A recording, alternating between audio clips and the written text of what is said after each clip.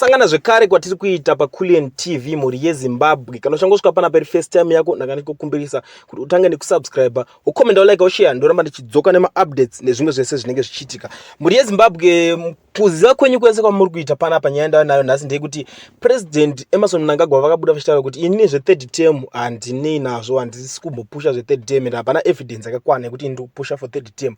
Asi vanhu vemuZimbabwe tinovabvumidza kungorotomoka kana kuti kurota, nekuti vanhu maZimbabwe vanongoimagina zvese zvese. Saka zvinongoratidza kuti it's a democratic country yekuti vanhu vanokwanisa kungoita zvavo zvavanenge vachida vachirotomoka zvakadaro. Asi isusu hatina chekuita nezve-third term iri kutaurwa nevanhu iyi. So muri yeZimbabwe zvakadaro, panapa pakazobuda journalist umwe wemuZimbabwe anoitwa Hopo Chingono anozivikanwa nemukurumbira achitaura achiti zvoni, I've seen many attempts to pretend as if the extension of President Mnangagwa's term has not been coming from ZANU-PF and Mnangagwa himself.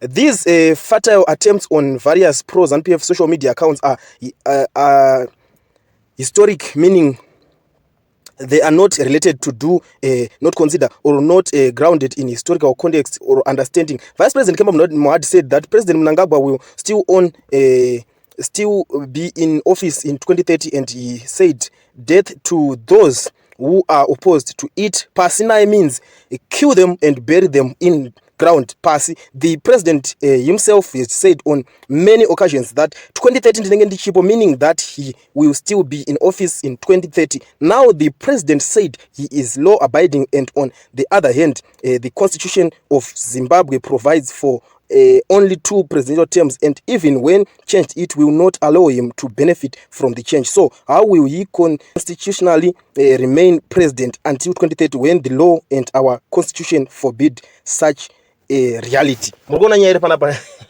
parunzi chero ivo manje vakuziva kuti chero vakangoda kungochinja constitution kuti vapinde mu-third term, mutemo wacho hawavabvumidza, asi unenge wakuzobvumidza munhu anenge aita successor wavo. Saka panapa hapasisina nhingirikini, hapasisina imwe way forward kana kuti way out. Ndo zvatongopo zvokuti ivo term yavo chipera vanenge vachibva, but nyaya iripo hanzi varikuda kunyeberedzera kunge zvinhu zvisina kubva kuZANU-PF, nekuti Vice President Kemba Mohad vakabuda vachitotaura slogan vachiti 2030 vaMnangagwa vanenge vachiripo, asi anozvipikisa izvi pasi naye. Ndo mashoko abva kuna vaHopo Chingono vachipikisa nyaya yanga yabuda ichitaurwa naPresident Emmerson Mnangagwa yekunzi zvoni inini handina chekuita nezve-third term, ende mashoko aya asi kubva kuZANU-PF. Muri yeZimbabwe ndo nyaya ndanhasi ndakakubatirai pachannel yenyu yeCulian TV. Kune uchangosvika pana pari first time yenyu, ndakangokumbirisa kuti usubscribe, ukomenda, like, ushare, nekuti zvenyaya izvi aiwa tinochigona chibasa ichi, tinoramba chikuigirai nyaya dzese dzine dzichiitika muZimbabwe.